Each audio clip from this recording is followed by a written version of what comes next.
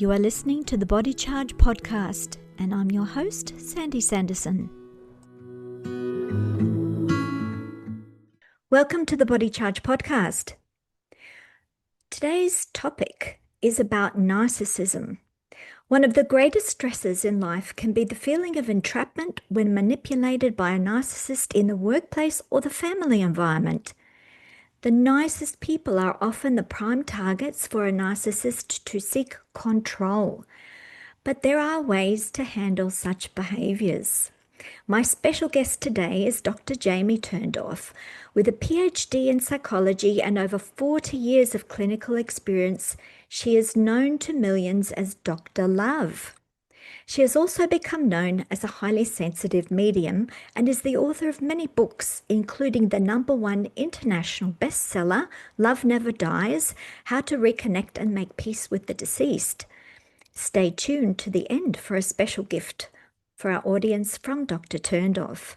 So, Jamie, welcome aboard. Hi, it's so great to be with you, Sandy. Yeah, lovely to have you. I'm so excited about today's interview because it's a big topic, really. A lot of people are dealing with such issues and maybe sometimes ashamed to talk about it or don't know who to talk to it about in case that it's close to home, it's like part of the family. And, you know, they get used to a certain mode of behavior from other people. And don't even realize that it's not right. Don't even realize that this is a very, it's a form of abuse, isn't it? It's certainly not how we should be behaving in relationships. So the questions I'm going to ask you will be to do with how we are going to recognize, how can we recognize such behaviors, first of all, to see, you know, that if we are subject to this kind of manipulation, and then we'll go on to how to deal with it. So first of all, how do we know a narcissist? Because that's the perfect way to begin, Sandy, because obviously you have to recognize what are the symptoms of narcissistic personality disorder so that you're able to protect yourself or know if you're in a relationship with a narcissist. So let me just start with like an overarching presentation to say that it's a mental health condition that's characterized by a long-term pattern of extreme self-importance, a deep need for admiration, profound lack of empathy for others, and narcs, this is how we refer to them, narcs often feel superior, entitled, they behave in manipulative ways, but underneath that veneer, they have a very fragile self-esteem and they're vulnerable to the slightest criticism. One of the things very important to know is that, you know, the overt or the grandiose narcissist is very easy to recognize. That is so easy. Everybody recognizes the person who steals the conversation, is arrogant, has apparent high self-esteem, is the extrovert, the life of the party, an exhibitionist who needs admiration and attention. They're confident, they're dominant, they're often charming, especially initially. We all know that type of narc, but there are actually 9 key types of narcissism that your viewers need to know about, because these other types of narcissism are not as commonly known, but they are just as damaging to the people who are involved. So do you want me to share just a quick overview of those other types of narcissism? Yes, because it's more discreet, isn't it? Yeah, it's not so Yes, well, obvious. the next one is extremely discreet, and this one is called the covert or the vulnerable narcissist. Now, these people, believe you me, they can even fool clinicians because they present with this insecure, fragile, hypersensitive demeanor, and often they come off as victims. So they might be shy or self-deprecating, but really they are very passive aggressive and they're manipulative to gain your attention and your validation. So a covert narc often plays the victim and tries to win your pity. And so you may not know that you're dealing with a narc in the beginning because you'll just come in with empathy. Oh, poor you. Okay. Now, another type of narcissism is called the malignant narcissism or malignant narcissist. This is an extreme destructive form of narcissism, which combines the overt narcissism with antisocial or sociopathic traits, paranoia, and sadism. They're manipulative, exploitative. They have no remorse. They behave in abusive ways.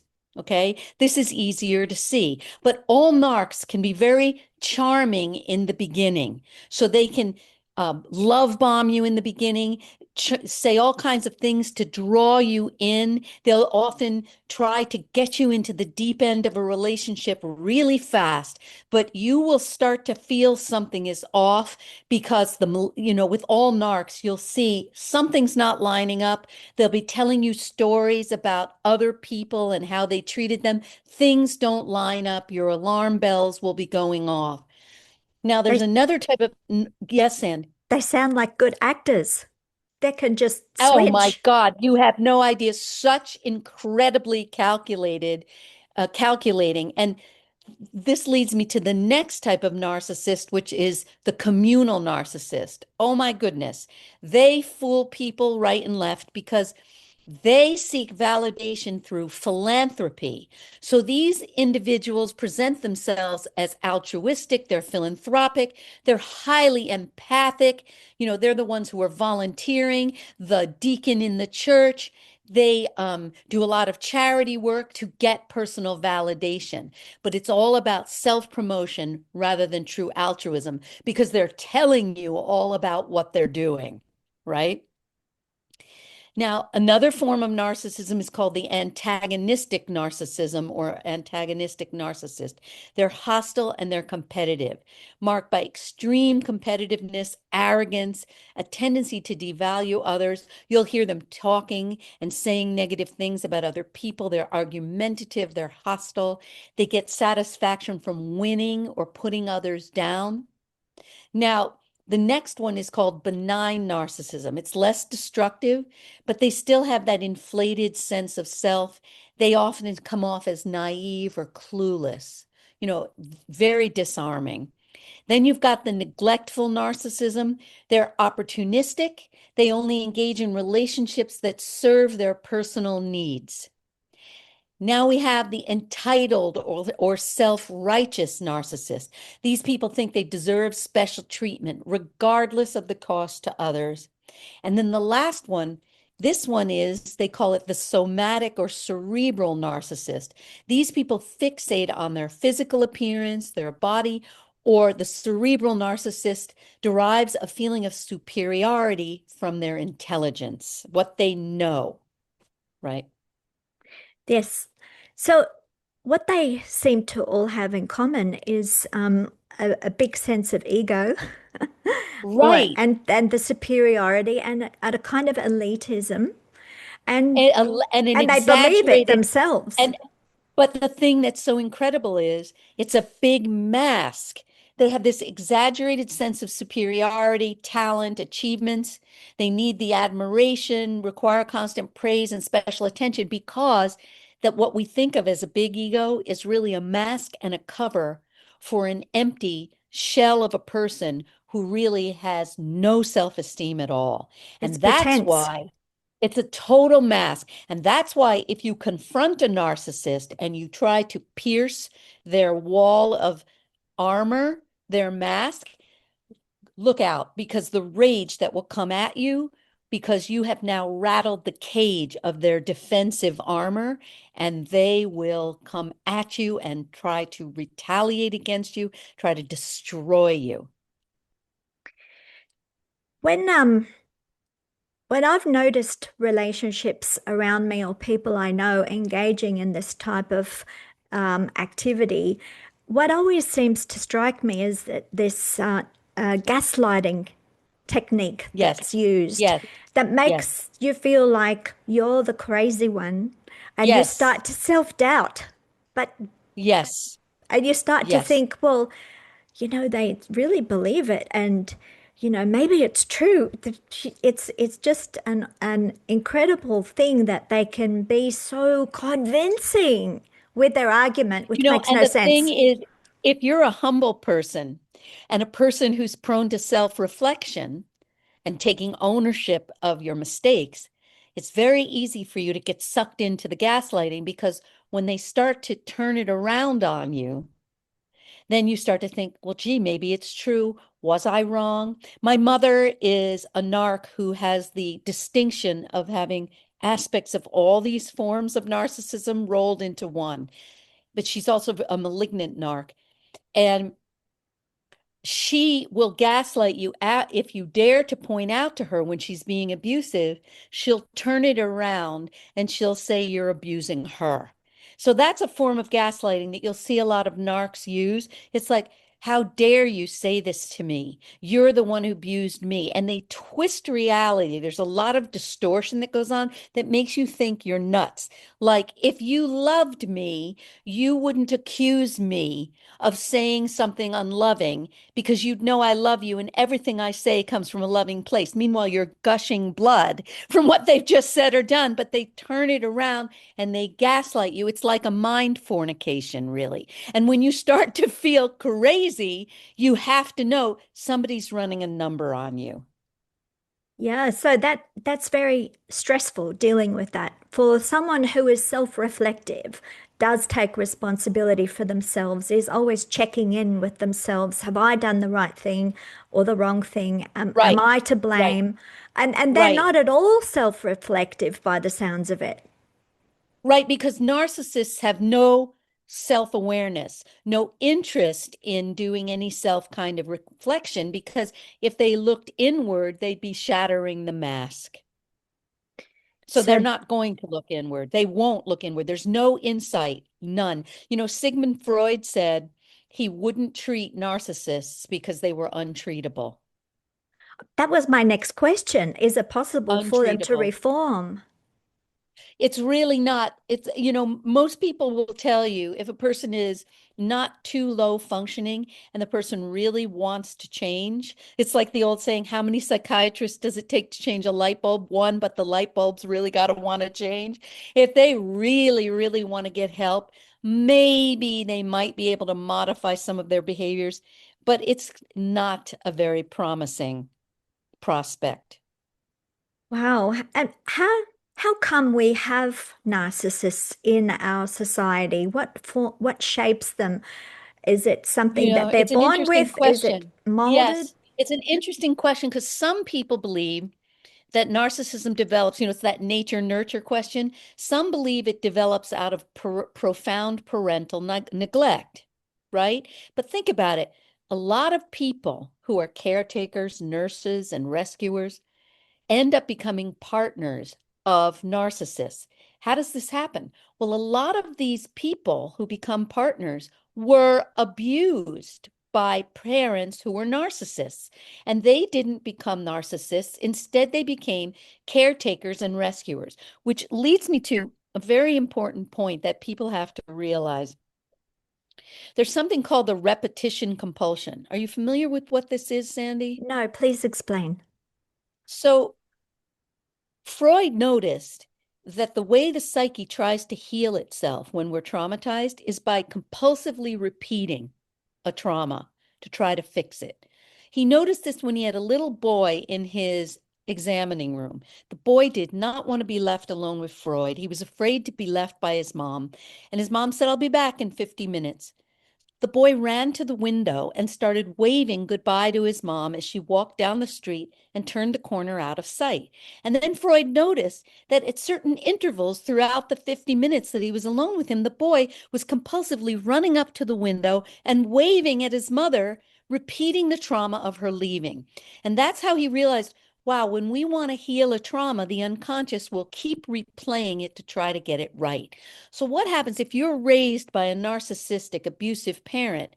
If you don't become a narcissist yourself, modeling after their behavior, then you can become the caretaker who gets sucked into the repetition compulsion, where you will be drawn to a narcissist as a partner, hoping that you can repeat your childhood trauma with your narcissistic parent through the relationship with this abusive narcissistic partner. And you will try to be a good person, a caring person, and that narcissist will somehow see how good you are and finally love you and give you all the love and appreciation you never got from your parent. And that's how we get sucked into a relationship with a narcissist as an adult. It sounds like a very misplaced hope, though. But the And people it's that do, unconscious. yeah, Yeah. when they do find themselves in that situation, these people could, through awareness, switch and change and get themselves out of that situation. Yes, Sandy. And that's why I talk a lot about this repetition compulsion in my books. In my first book, Till Death Do Us Part, Lest I Kill You First, and that Hay House republished as Kiss Your Fights Goodbye. I talk about the repetition compulsion. And then people have written me all over the world saying, oh my God, you've saved my life, because I didn't know I was even in that Yep. unconscious dance, because it's totally unconscious. And the thing is, because the wish to heal the original wound is so strong, we don't want to let go of the abusive partner because we keep trying, thinking, well, if I'm even more giving, more loving, and more caring, finally you'll see what a good person I am, and you'll love me back. So the wish to heal, to repeat the trauma, to get that happy ending, makes us blind to the repetition And I guess compulsion we you said. need to learn more about self-love to get out of that abusive cycle. We need to love self to break that old bad habit that was drilled It's in. really amazing. It's so amazing because humans naturally want to be healed by another person. Because if you think about the mother-child relationship, right? I had a lesbian patient decades ago, and she kept picking girlfriends who she would demand that they would be like the mother she never had. And so it's because to the unconscious, it's like, wait a minute, I was entitled to get good parenting. Why should I have to parent myself? I got gypped. My mother should have done it.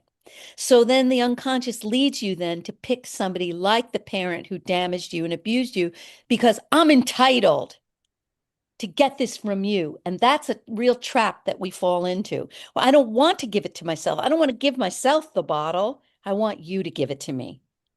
Yeah, because we do crave relationship. We're not meant to be an island. It's And just a matter of picking the right people.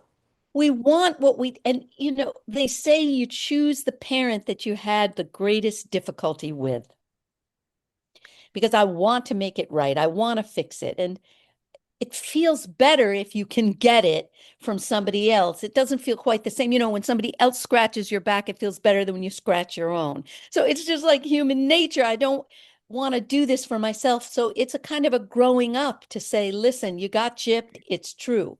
But you are not going to get healed by choosing somebody who's damaged and limited the way your parent was.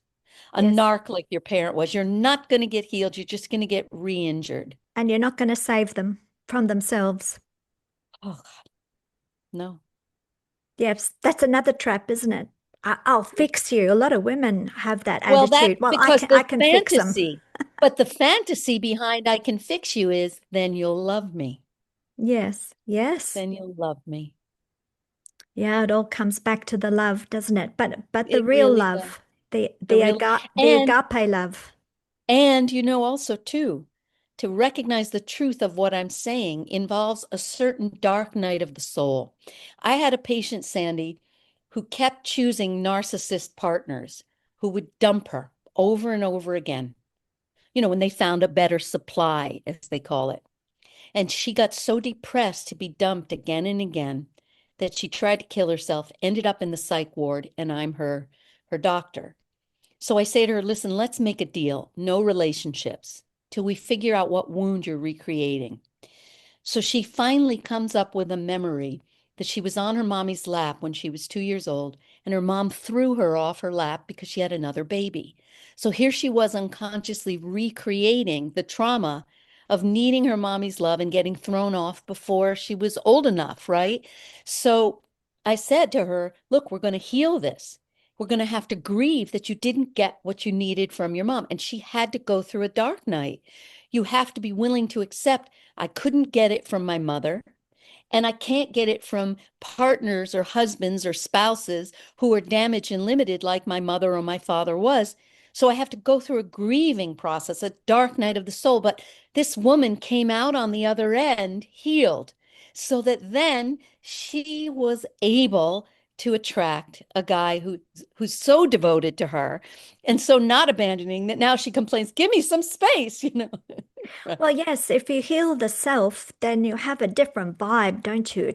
You attract Yes. different kinds of people that are more complementary and yeah, so more expressive of love. If you express love more, then obviously you'll attract people who also express love more. Hopefully. That's a theory. Well, you know, what you attract in relationships is really a measure and a mirror of how healthy you are, right? So you'll see as I work with patients and they get healthier, suddenly they're not attracting these narcs, the 9 categories of narcs Yep. anymore. They're attracting somebody who loves them the way they love themselves. So it's really diagnostic for you how well you're doing in your own healing and personal growth when you see yourself drawing a mirror, a better partner, somebody who loves you the way you love yourself. And I think that's also involves drawing boundaries. Don't step across this boundary. This is my inner space, which I But you can't value. say that. You No? cannot say that till you love yourself enough to say it. You know what I'm saying? It's a Yep. kind of catch 22. If I don't love myself, now I'm a doormat. Now I'm trying to be a good girl. Oh, I'll just let you roll over me. Now will you love me? Right. So as you heal more, then it's natural for you to set boundaries because my self-love won't permit you to do this to me. Yes. Do you have Yeah. respect for yourself for a change?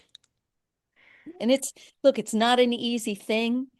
Um, I do this very deep work that a lot of people don't do, and it's not always pleasant, but in the process of healing and you grieve the loss of what you didn't have, and then we reparent you. You know, it's funny, I had a woman in the psych ward also had tremendous abandonment and became a people pleaser and drew narcissists. And I also had her stay alone for a while. And finally, she got healthier. And one of the ways we knew she was healthier was she stopped having constant panic attacks. And her panic attacks were actually like the inner child screaming. You know how children scream for attention and love? So I Yep. started to have her reparent the inner child, hold her, love her, give the inner child what her own mom never gave her. And the panic attacks went away. A year later, the panic attacks came back. I said, wait a minute, what's happening? Have you stopped holding and loving your little girl? Sure enough, she got lax, and the inner child started screaming again for attention with these panic attacks. You Yeah, have to so stay vigilant. there's always an interchange or an overlap with the physical body as well. So in Elektra Magnesium, which is my business, we supply transdermal magnesium because a lot of people are deficient. Even a magnesium deficiency can cause symptoms of anxiety because the body is That's disturbed. right. Something is That's right. missing. It can't calm itself down. It can't go through the resting phase, the And you know what? parasympathetic.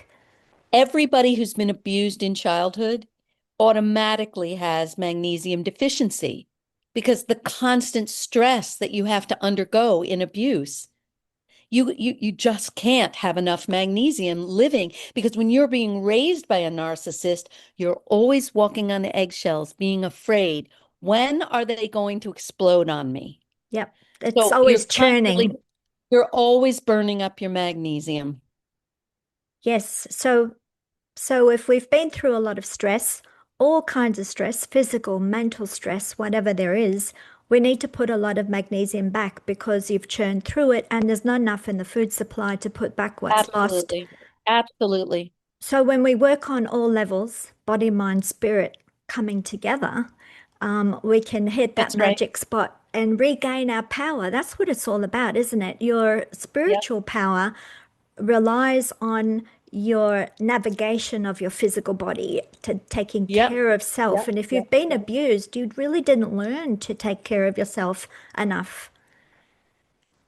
Not at all. And No. when I work with people, I actually have them use your magnesium at the start of the session, whether it's a discovery session or an energetic system upgrade or a grief relief session, because I want them to raise their vibration. And that happens immediately because your electromagnesium instantly enters the bloodstream. And so if they're in a panic attack, it just lifts them right out of it. So they're much more receptive to do the psychological and spiritual healing work. Yep. So good to meet doctors who are integrating all of these different levels of what makes us a human being. Yeah. So we're coming to the end of our interview. Would you like to give a little summary and a finish off with your contact details and special offer? Right. So for the summary, you just want me to tell everybody how to find me, or Yes. did you want me to also, that's it. I don't need to summarize what we No, no, discussed. no, no. Okay. Just Got it. So, because so when you do articles, you tell them what you're going to say, and then you say it, and then you do it. Right. yeah. So you can find me, askdrlove.com, drlove.com. And we're offering as a gift to your viewers um, a, a limited number of discounted energetic system upgrade sessions where I actually use your magnesium at the start of the session. It's included in the session price. And you can find that at askdrlove.com/, or if you're grieving, We'll put it because in we're in the talking about notes the underneath dark the night video. of the soul, grieving, whatever, grief relief. Did we just have a freeze up? I think we did, but My computer needs magnesium. that's true for the electrical system. Yes, it's our energetic upgrade. Right. So I'll just put that in the text underneath the video so people can refer to it and just click the link and go there. That's nice. Sandy, what I love about the work you do is everything you do comes from a place of purity of intention. Oh, thank you. Guests you have, the work you do, everything you do. And this is why people gravitate to you because they feel how much you really want to help. And Yeah. you are like the opposite of the altruistic, the narcissist who's doing it so that he or she can say, look what I've done, look what I've done. You do so much and people don't even know how much you do and offer and give. So Yes. I like to stay in the background. I think my nature is a little bit more conservative and self-reflective. I don't need to be seen, but I have to be seen in my business.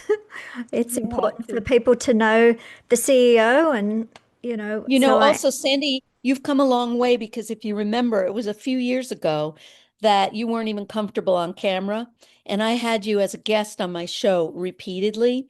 And I watched you blossom and blossom and blossom until you became so comfortable as a host and an interviewer. And you've really come a long way with that as well. well, thank you so much for your mentorship. It's greatly appreciated. Lovely having you on and watching you bloom in this way. And I'm happy. I'm happy that I was able to be with you, and I hope that we can protect your viewers because listen to your instincts, right? If you Yep, get a sense that something's not right, run the other way. Be yep, aware that another trick when the repetition is compulsion is in play, you'll feel an immediate connection to the person. Bells and whistles will be going off, almost like love at first sight. But that's a warning yep. because it's your unconscious telling you, I recognize my parent. And the excitement and the bells and whistles is the unconscious hope that I'm going to be able to fix my wound. There's the repetition compulsion. So when you start getting those feelings, beware. Yeah, because Beware. scammers tap into that kind of reaction, don't they? They notice where your hot Think buttons about are. it. Well, So, these narcs are relationship scammers. because they love bomb you. They're experts at reading what your weakness is, where your vulnerabilities are, your Achilles heel. They will feed you the very things you never heard as a kid that you need to hear. So they're going too fast, the bells and whistles, you think it's love at first sight, you're in the deep end. That's because the repetition compulsion is upon you. I'm going to heal my wound with this person. Yeah. Yep. But we have to grow up and smell the coffee and see what's really happening. And And in goes order for to some make it black better. coffee. Yeah. Yep, and the black coffee and the dark night of the soul has to come as part of the healing, just like Yeah. a healing crisis in the body. Yes. Yes. Just like a bowel purge and or a liver cleanse or get the Yeah, toxins out. Yeah. it's poopy, but you pass through It's it and you poopy. feel, On that note, we will finish. we'll put That, this behind us, right? that's it. Nice. I love it. Thank you, Jamie. Thanks, Bye-bye. Andy. See you soon. I hope you liked this conversation and will share it with others. Let me know what you thought about it in the comments below. If you want to listen to other Body Charge conversations, click like, subscribe, the bell icon, and click all notifications. Subscribe to our newsletter to get updates on blogs, podcasts, videos, and Magnesium special offers at electromagnesium.com.au. Relax, recharge, and recover.